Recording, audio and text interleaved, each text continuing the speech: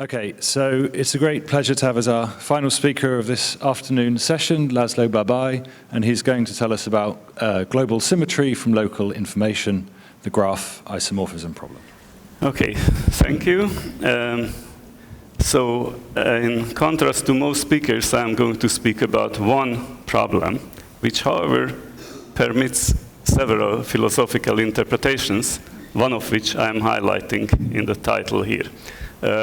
This is global symmetry inferring global symmetry from local information. This is something that essentially doesn't happen.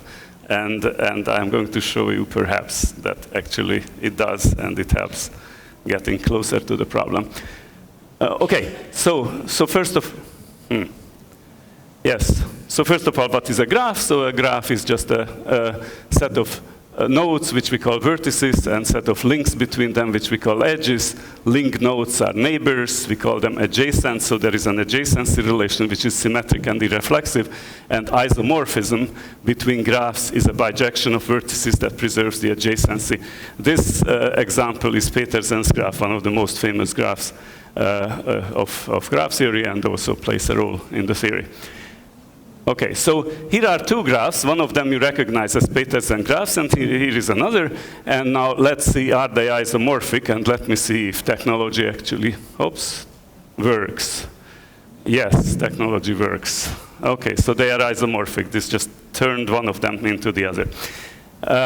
Okay, so this is an algorithmic problem, and what I'm interested in is the worst case complexity of this. So we want to know what is the worst time that an algorithm will be forced to take on solving this problem. The input to this algorithmic problem is a pair of graphs, and the question is, are they isomorphic?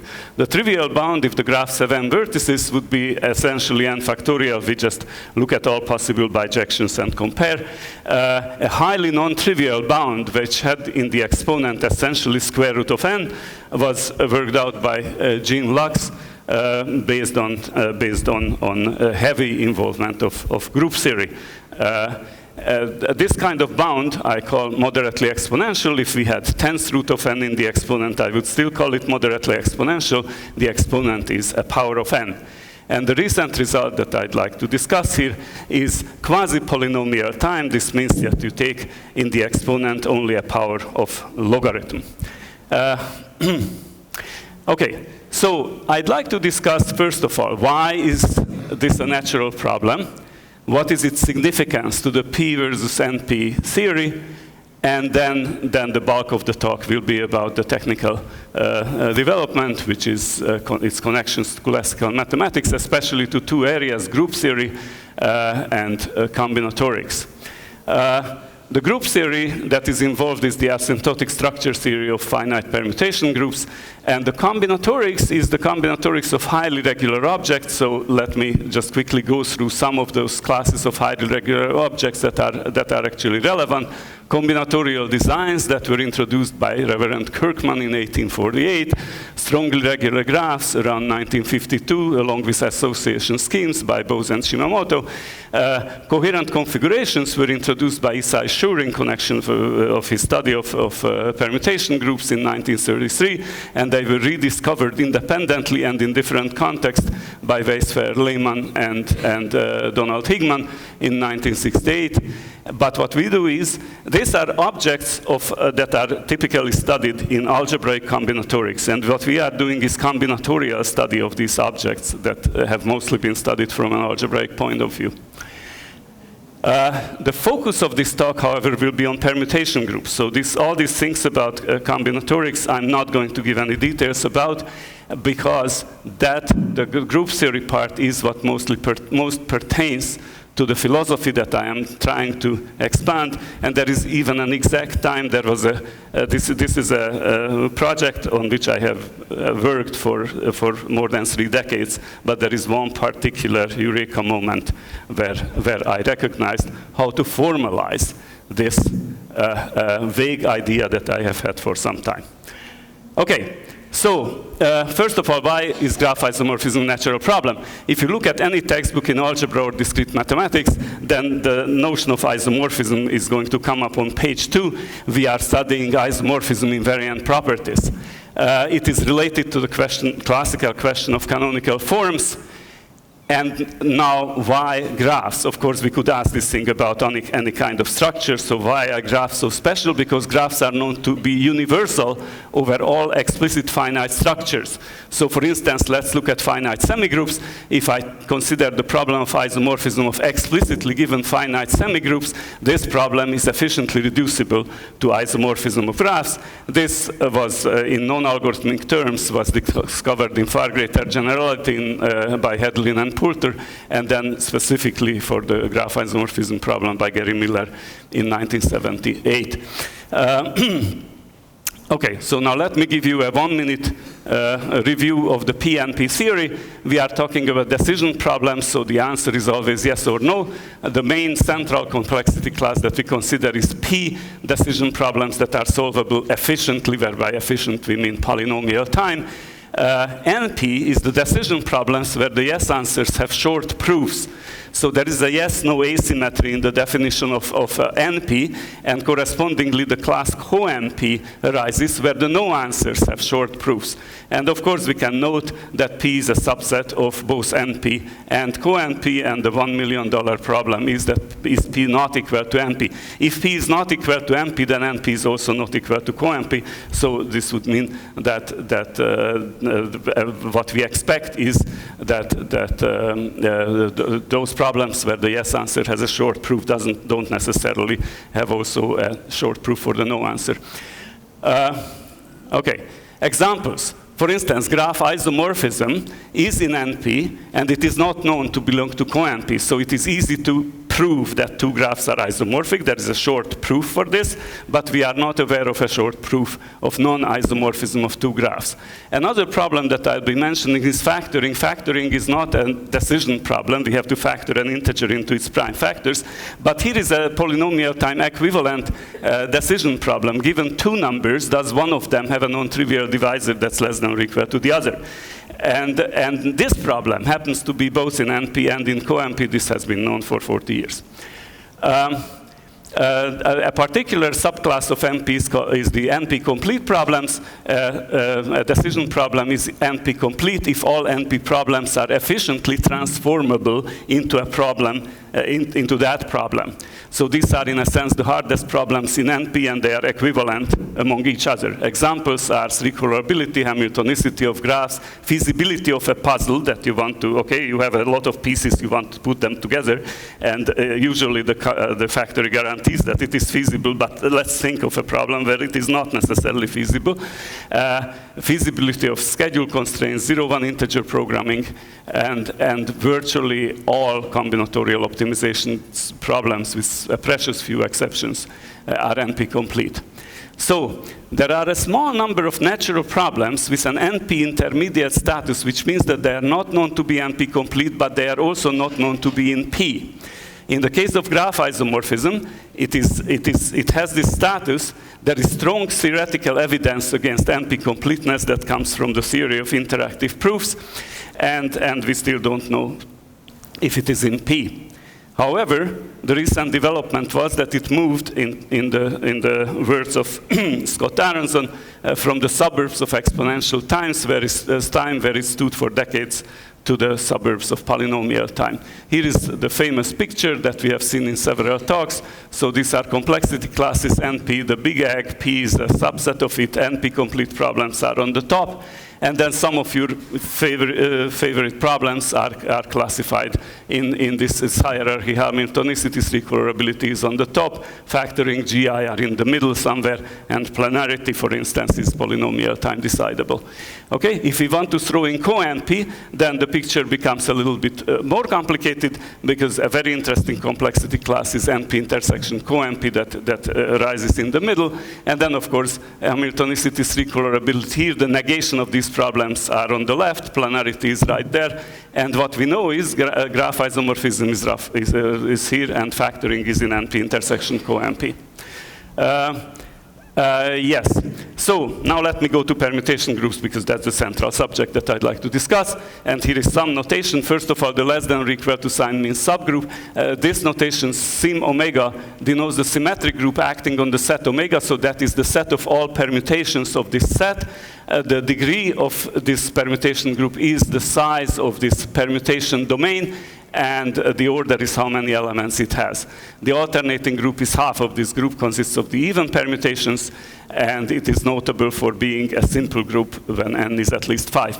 A permutation group acting on the domain omega is simply a subgroup of the symmetric group. And the stabilizer of an element in a permutation group consists of all those permutations in the group that fix that element. So again, the stabilizer, if I have a permutation group which is a subgroup of the symmetric group acting on a domain omega, then those elements of this group that fix a particular x, that's the stabilizer of x, which is of course a subgroup of the permutation group. Okay, and now here is the central concept that I am dating.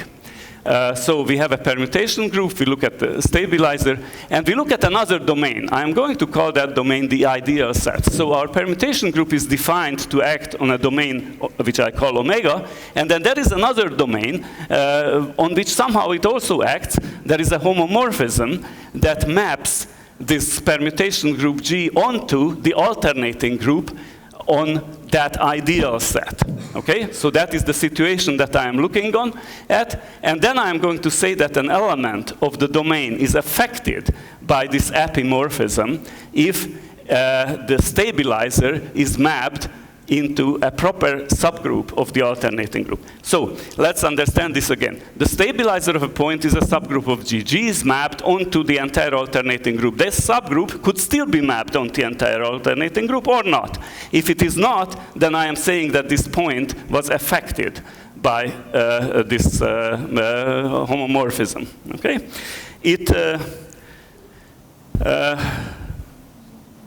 Okay.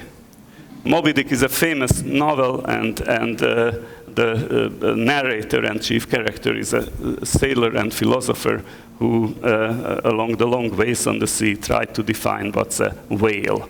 And eventually, he came up with a concise definition. And it stands to reason that it took me 3 decades to come up with this definition.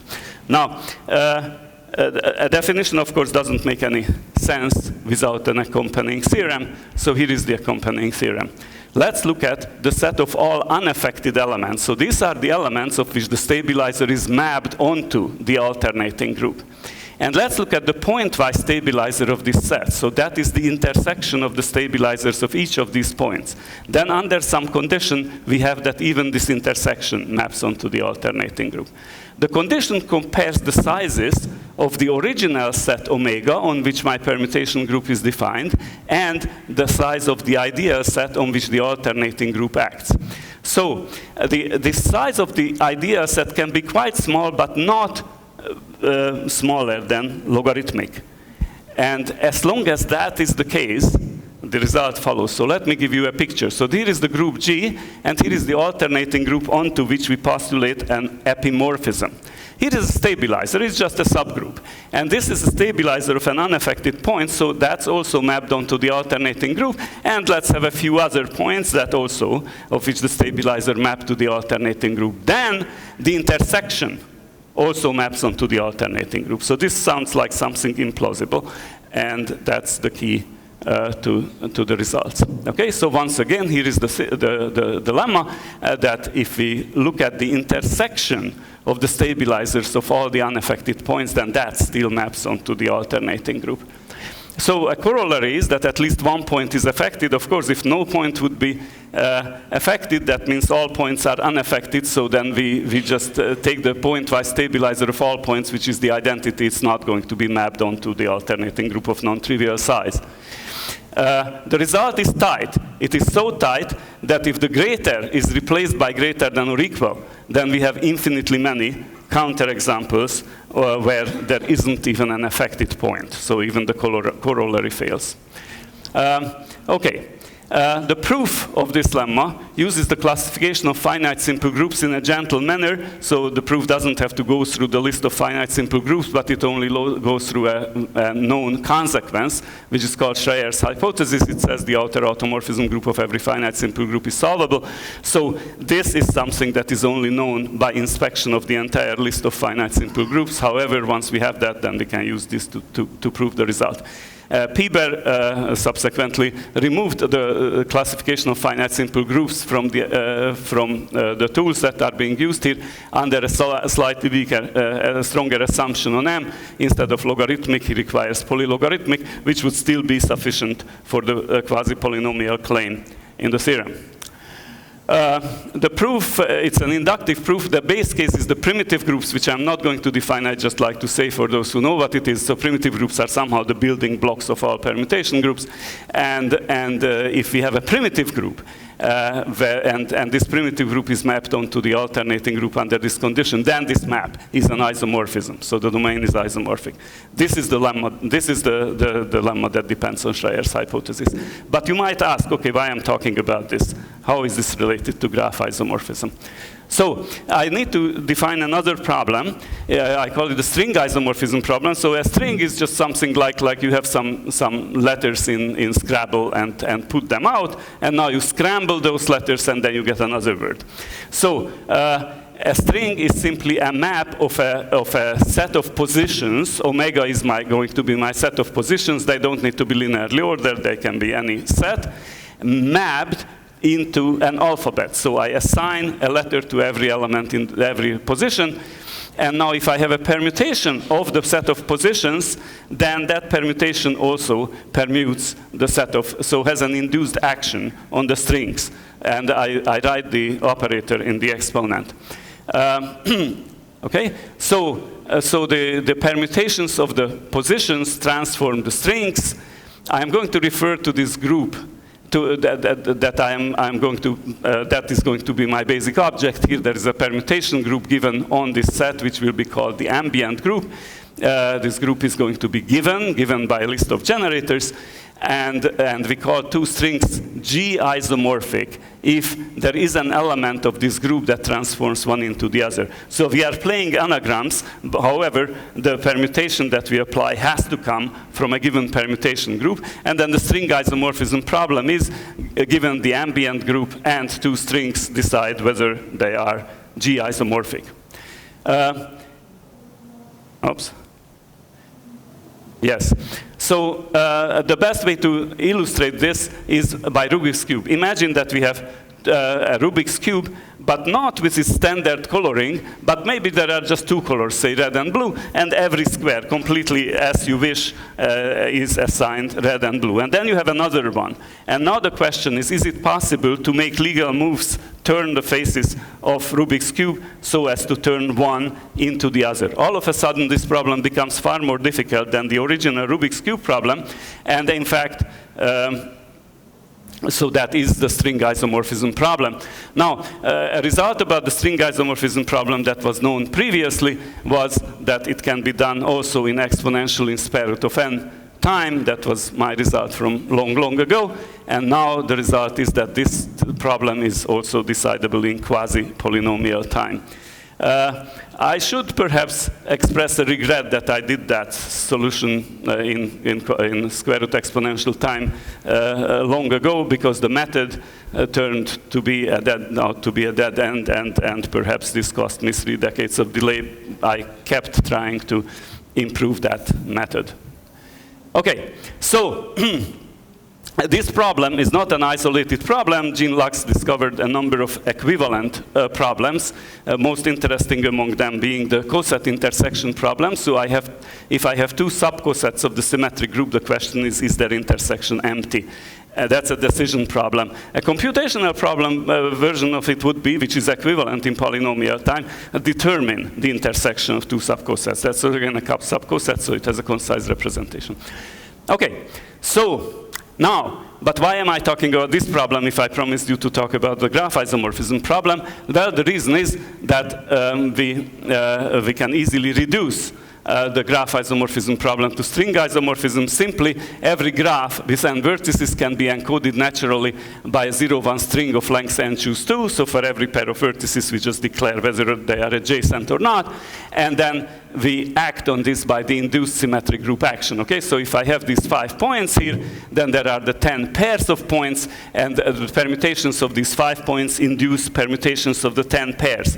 And two graphs are isomorphic if and only if the corresponding strings that encode them are isomorphic under this induced symmetry group action. So now, once again, this Sn super 2, this induced action, this is a group that is isomorphic to Sn. It is the action that is induced by Sn on the pairs. But it is a subgroup of S sub n choose 2, so it acts on a much larger domain. Okay? So this is the group with respect to which we would need to solve the string isomorphism problem in order to solve the graph isomorphism problem. Now instead we solve it for all groups. Okay. Now how do we get a quasi-polynomial bound on the complexity of an algorithm? Well, the strategy is divide and conquer. What this means is that if we have an instance of the problem of size n, then we reduce that problem to a moderate number of significantly smaller instances. Significantly smaller, I will say that is at most 90%. So we have to chop off 10% from the size. A fixed positive percentage has to go.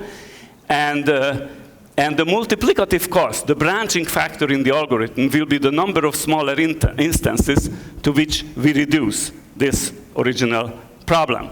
So what kind of recurrence do we get? If f of n is the processing time for instance of size n, then f of n will be at most this branching factor times f of 0.9 times n. So this is what I call the multiplicative cost of this reduction.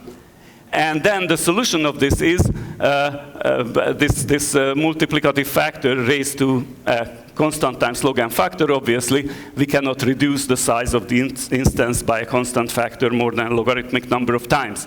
So in particular, if the branching factor was quasi-polynomial, it follows that the total solution is also quasi-polynomial. So we have what seems to be a significant simplification of the problem. Instead of solving the entire problem in quasi-polynomial time, all we need to do is significantly reduce the problem at quasi-polynomial multiplicative cost. Okay, now I'd like to tell you about a classical heuristic that was invented by everybody in chemical documentation, whoever was interested in this problem 50 years ago.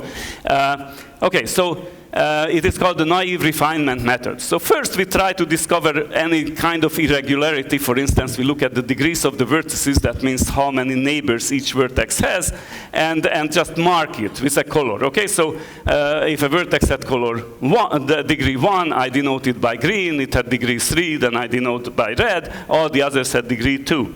But now, this irregularity spreads. Now, there are these two vertices that notice that, oh, I have a red neighbor. So let's denote that statement by the blue color. So that's an invariant. And then the rest gets, say, yellow. And here this thing stops. And the result is a canonical coloring. By canonicity, what I mean is that it is preserved under isomorphism. So if I start with two isomorphic graphs and perform this process, after the coloring, they remain isomorphic in the sense that colors are preserved by the same isomorphisms. Okay, so what this means is that canonicity, so we imposed a new structure on the graph, the coloring. And this new structure is constructed in a way that it is a functor between the categories of isomorphisms of graphs and isomorphisms of colored sets. Okay, now, looking back at the naive refinement, what if the graph is regular? All vertices have the same color, same degree. Then nothing happens. Well, then we can notice something else, some other invariants. For instance, we notice that these four vertices do not belong to triangles, and these other vertices do belong to triangles. So we split up the graph already somehow, and then we can go on from there. Okay, So that was naive refinement. Naive refinement simply learns the number of neighbors of a given color for every vertex. So what it does is you take a vertex, it looks at how many red neighbors it has. We do this simultaneously with every vertex, and in the next round we use that to encode a refined color. More sophisticated canonical refinement method was introduced by Weisfeld and Lehmann in 1968. Here it is not the vertices, but the ordered pairs of vertices that are being colored. And then we refine by counting the triples with a shared base color, with a shared base and a given color composition of two-step walks. So we count those vertices Z that go from X to Y, and the first step is red, the second step is green, okay? That is going to refine now my notion of blue. So it is going to be now a shade of blue that the shade encodes this number, okay? So we do that for every edge that is blue, and then some pairs of edges will still have the same color and some pairs not. So this is going to be a refinement of the coloring, and then we do that until the refinement stabilizes. In fact, a hierarchy of canonical refinements results. Weisfeld Lehmann introduced the way of coloring pairs and then refining that, but one can also do it with k-tuples, ordered k-tuples. And this was actually introduced, among others, by Immermann and Lander in the context of counting logic. The k-ary version of the Weisfeld-Lehmann algorithm supersedes all known combinatorial partitioning techniques, and it can be computed in n to the constant times k. This theta means just a constant factor there. Okay, and there was some hope that maybe if we can do it for k equals 6 or something, and it would already distinguish non-isomorphic graphs, we would have a polynomial time algorithm. These hopes were dashed by a seminal paper by Tsai, Führer, and Immermann, who showed that there exist pairs of non-isomorphic graphs that are indistinguishable by k-ary Weisfeld-Lehmann unless k is at least a constant times n. The big omega notation means a lower bound. It means that it's the inverse of the big O notation. It is at least k times n. So the resulting time is going to be n to the constant times n. It's more than exponential. It is factorial time. So it is not much better even than the trivial bound. So that means that combinatorial refinement processes alone are not going to succeed. However, we shall see that combined with group theory, these methods become extremely powerful. Okay, so naive group theory was introduced into the design of graph isomorphism algorithms in a paper I wrote in '79. Hardly more than the notion of cosets was used, and the result to graph isomorphism was that if we have a graph with colored vertices, then and every color appears only a bounded number of times, then one can test isomorphisms of such graphs in polynomial time. Hey, but the Tsai, Führer, and Immermann graphs can be seen as graphs that have color class size 4. So for these extremely difficult pairs of graphs, difficult for purely combinatorial refinement processes, the most naive application of group theory already settles the problem in polynomial time. Actually, I was a little bit cheating here. The statement was I didn't solve it at that time in deterministic polynomial time. I solved it in Las Vegas polynomial time. The Las Vegas algorithm is a randomized algorithm that never gives a false answer, but with a user-specified probability epsilon, it may simply say that I don't know the answer. This term was actually introduced in that paper. And then this theorem was de-randomized, so polynomial time is actually true by Fürst-Hopcroft-Flachs in 1980, then subsequently Sims 20 years earlier, and then Knut put all it in constructs. Okay, so now the in-depth use of graph theory followed within a half year. Jean Lux introduced methods that used much heavier group theory.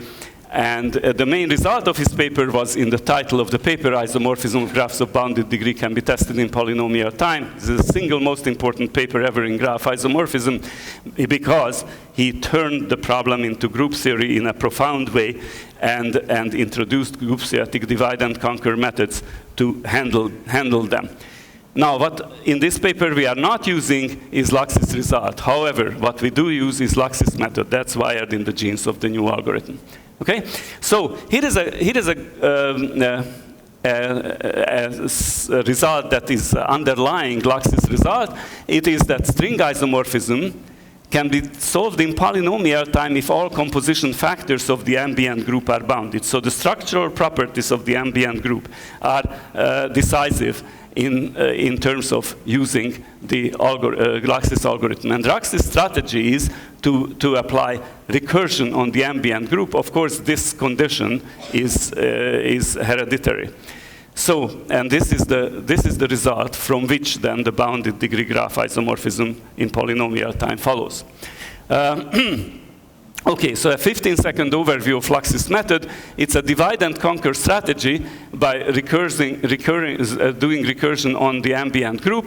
There are two basic steps here. One is reducing to orbits. So basically we perform the group orbit by orbit, one after the other, and this is super fast recurrence. It is, the other is descent to a subgroup. And in this case, there is a multiplicative cost. So this is an expensive operation. The multiplicative cost is the index of the subgroup. So we cannot do this unless the subgroup to which we go has small index. In this case, it should be quasi-polynomial index.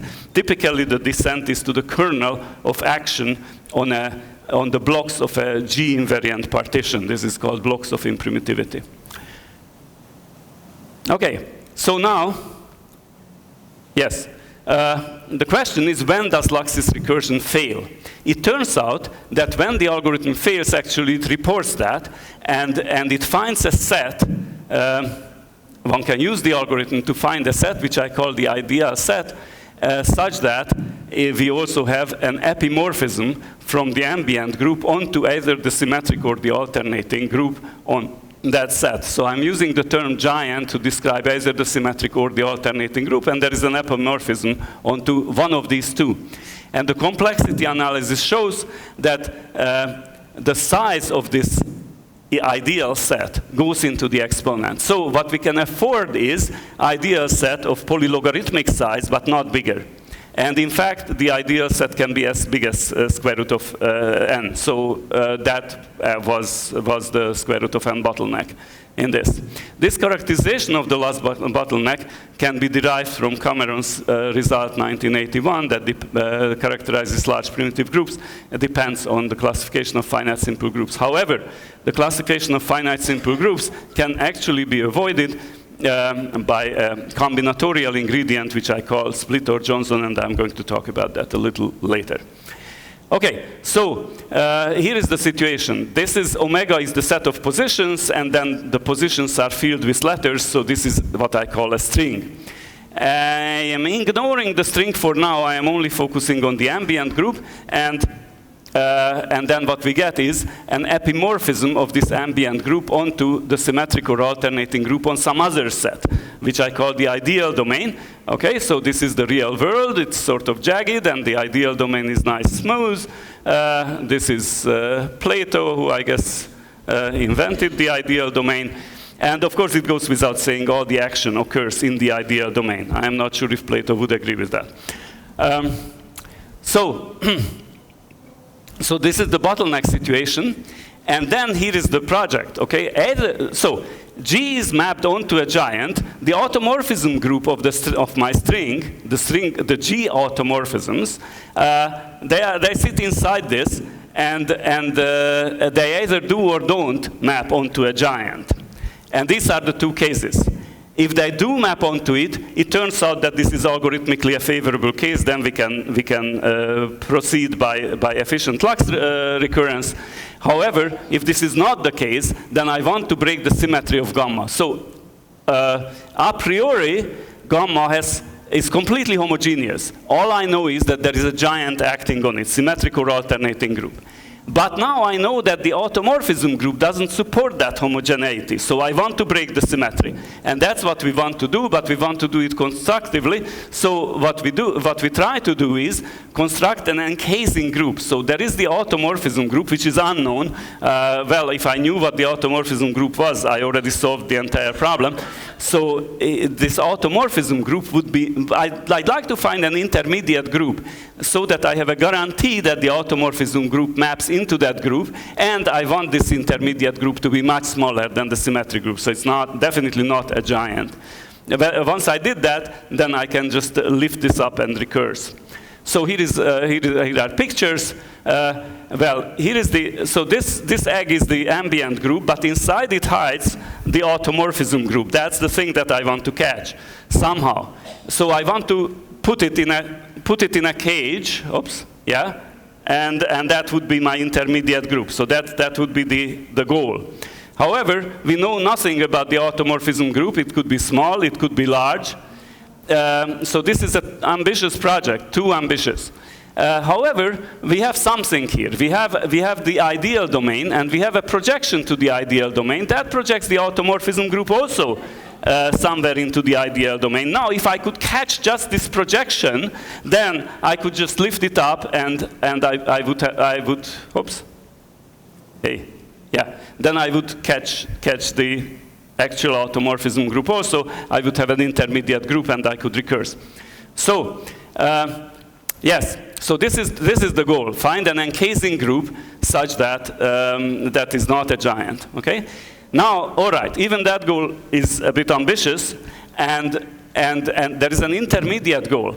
Okay, so what we want to somehow constructively disprove is the homogeneity of the ideal domain. And what we do is we find a canonical structure on this ideal set that already is not compatible with complete homogeneity. What canonicity means, that it is preserved under G isomorphisms of the input strings. So once again, it is a functor from the G isomorphisms of strings to isomorphisms of whatever structure I am imposing on gamma. So this is implicit symmetry breaking. And then we want to use this structure to break the symmetry. And that will be already combinatorics, about which I will not talk much. So this is, for instance, a possible canonical structure that might arise. And then, as we have seen, that structure can already be used to break the symmetry. So the plan has two parts, a group theoretic part. We are going to use that lemma that I stated before, the unaffected stabilizers lemma, to find a canonical K-ary relation. It's not going to be a graph. A canonical K-ary relation where K is our magic number plus a little. So the magic number was 2 plus log n, so I need to get a number that is bigger than that by a small amount as we wish.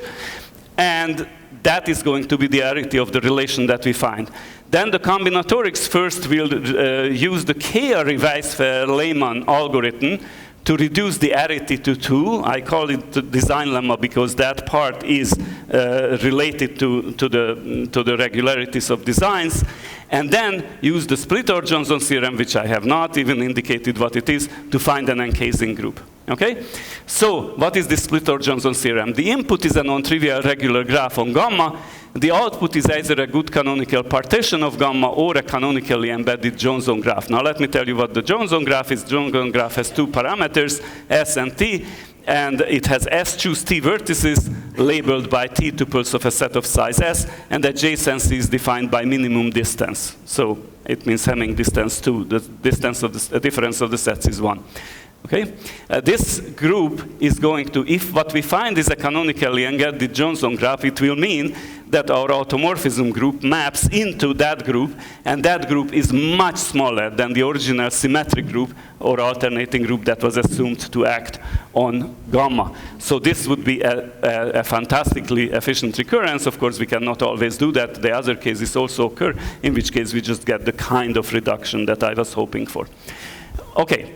So, the proof is by way of an analysis of coherent configurations. Coherent configurations are colorings of pairs of a set, so it's a color-directed complete graph, that are stable under Weisfeld-Lehmann refinement. So, for instance, if I have two blue edges, and I look at the number of red-green two-step walks from the tail to the head of this edge, then that must be same for both blue edges.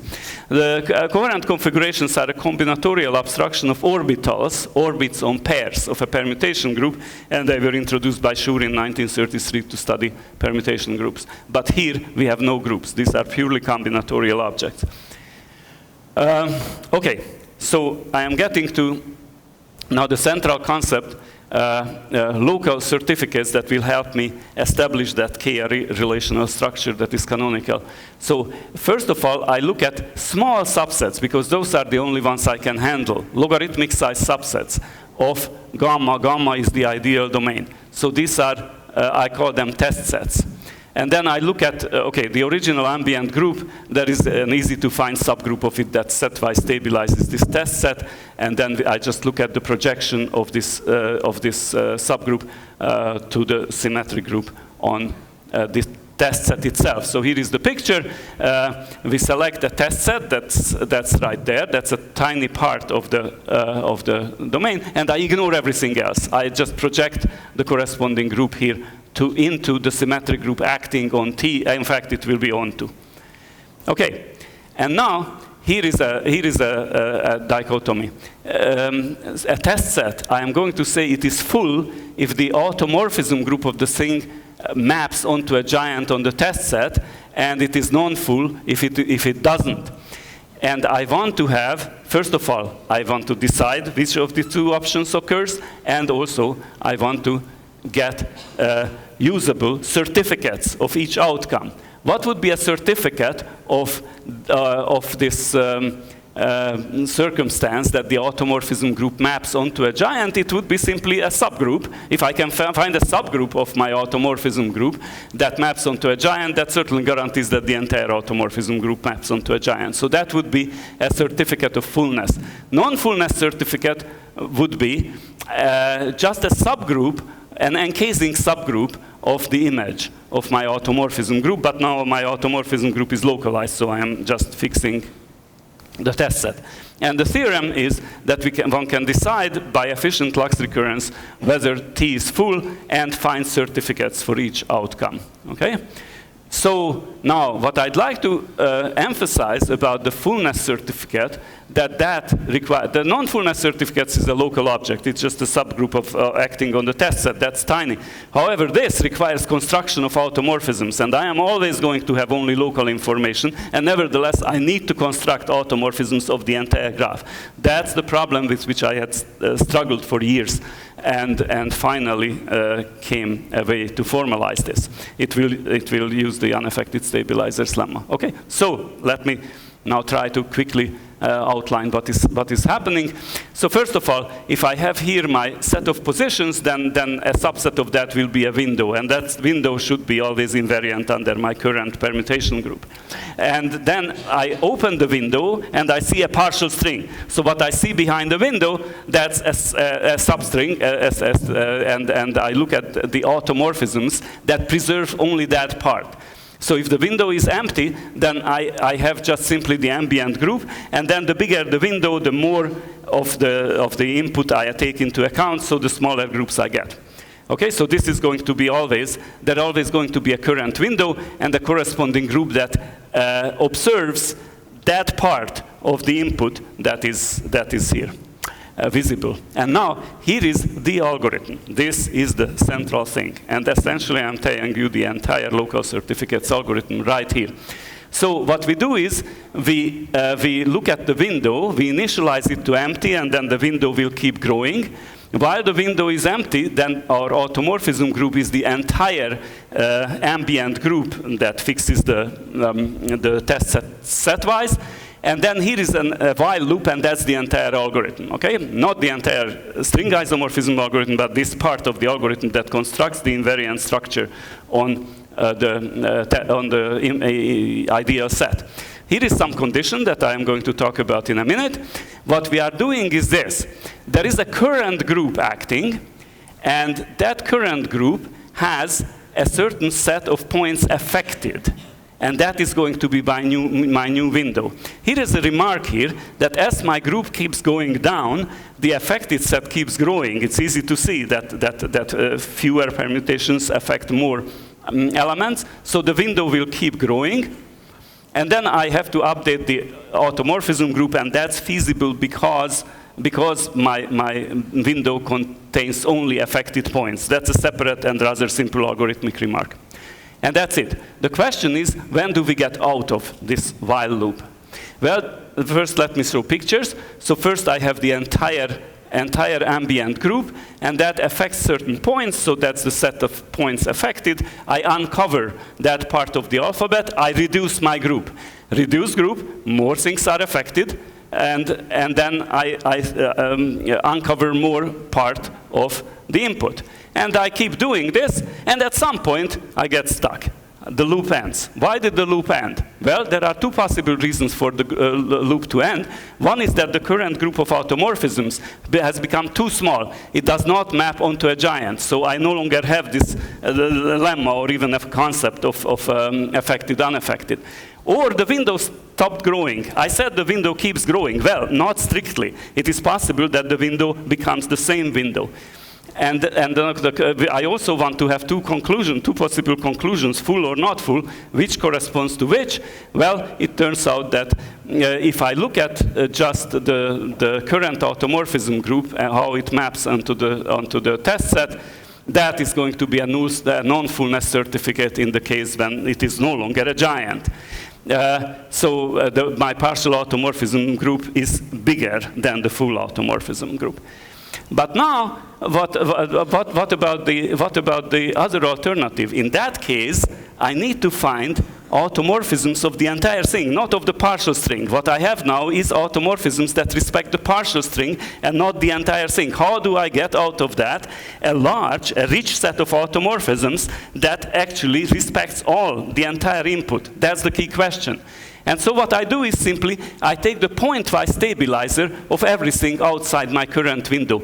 Everything outside my current window is not going to be affected in the next round. This is exactly the unaffected set. So because of the unaffected stabilizer's lemma, this still maps onto a giant. But why does it consist of global automorphisms? So now I started from just local automorphisms. Why are these global?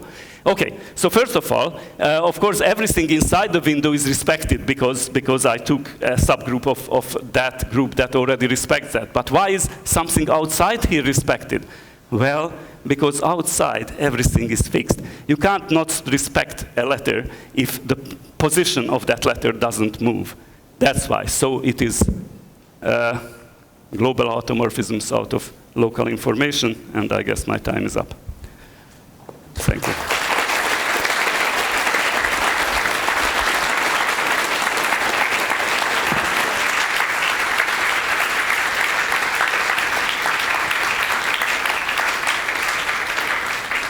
So thank you very much for the wonderful talk. Do we have any questions here at all? Okay. You mentioned there were several philosophical implications of this, and that you were to touch on this one, global automorphisms from local information. Yeah. What's another philosophical implication? Yeah, so the question was, I started with saying there are several philosophical summaries of what is being accomplished here, and one of them was this global automorphisms from local information. The other thing is closing the gap between symmetry and regularity. That's one main point also. So one can argue that the graph isomorphism problem is exactly about this. The graph isomorphism, it has been known for 40 years, is equivalent to finding the orbits of the automorphism group. Now, if we do some canonical refinements, they respect the orbits. So if two vertices get the same color, if the two vertices are in the same orbit, they definitely keep getting the same color all the time. But the question is there a refinement process that actually pairs it down to the orbit? So things that don't belong to the same orbit get different colors. And that is something that we now know that purely combinatorial refinement methods will never achieve. However, involving this group theory, actually we can essentially do that in some limited circumstances. Yet another philosophical statement would be, what is the opposite of hidden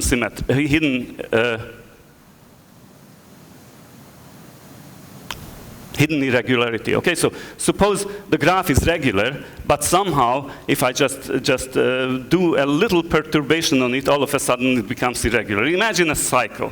You have a cycle of length n. It is completely homogeneous. Just fix one point, and then already every point can distinguish itself from every other point except from its reflectionally opposite.